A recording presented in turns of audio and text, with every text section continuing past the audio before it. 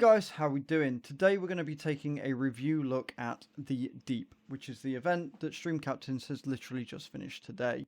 We're going to be looking at the tier list, we're going to be looking at the rewards, we're going to be talking a little bit about the enemy types, and we're also going to be talking about how much I personally enjoyed the event itself.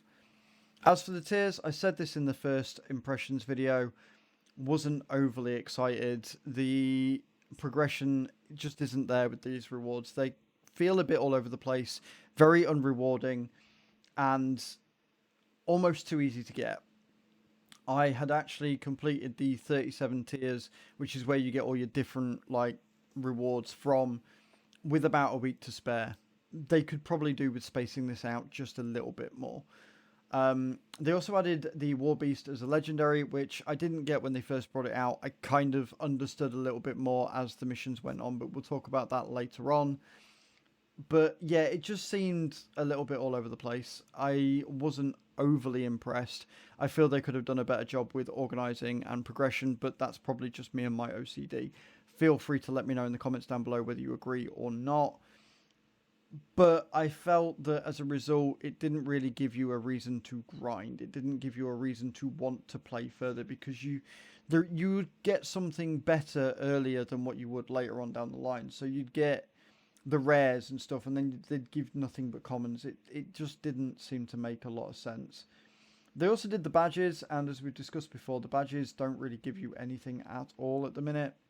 No real way to really display them on your profile either. You can click the name in the top left hand corner and you can see what badges you've got, but outside of that, they're just cosmetic, and not very good cosmetics as you can't display them.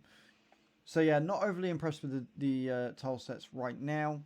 The progression, sorry, there just isn't any. As for the missions and the tile sets, aesthetically they are very pleasing, but the enemy scaling is just all over the place.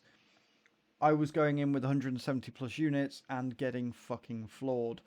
This was not an enjoyable experience for me, as I like to do well, and it felt very much like with certain tile sets that I was being punished for doing well. I was being punished for having a lot of enemy units, a lot of allied units on the field. I was punished for having people coming into my stream and taking part. That is not what you want. Weirdly enough, if I was sticking to about the 50 to 60 mark, I was actually doing better and I was getting more wins under my belt. It was only when I started topping 100 units that I would run into trouble. The problem with this is that it made the matches very long, very drawn out, very unfun to play, especially when you just see yourself get utterly decimated. The ships being one of the biggest problems with these enemy types, in that they just spawn so many. Like with this match right now, I would end up with 100 plus enemies at the end of the match. That's not ideal. Another problem with enemy types is this new system where they brought in that ground can't attack air and air can't attack ground. It meant there was a huge stalemate a number of times where I would have 4 or 5 units that just wouldn't go after the weird turret type things on the edge of the map because they were classed as flying units. They couldn't reach them. It would time out and I would lose. Incredibly frustrating. Makes the match take way longer than what it needs to. Not a good enemy design. It needs some serious balancing. As for the tile sets, it was generally the mysteries. I have never avoided a tile or a location on a map as hard as what I did towards the end of this event, because it was just getting tiresome. Unfortunately, with mysteries being on every map, there were options and times where I couldn't avoid them. I had to go in and face the mystery, and I would get royally just destroyed as a result.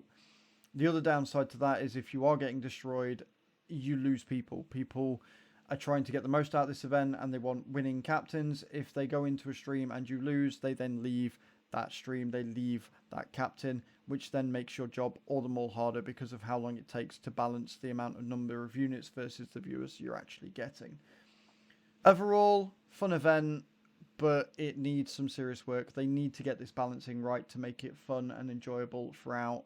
They need to get the matches sped up. They need to make the enemies make sense, and they need to work out this system of flying versus non-flying to make it actually work and not end up in these stalemates. Looking forward to the next event already. I hope that they take this feedback into account. Please comment in the section down below and let me know what you think of my thoughts and feelings and what you thought of the event itself. Thank you very much for watching, guys. Have a great day. Ciao, ciao.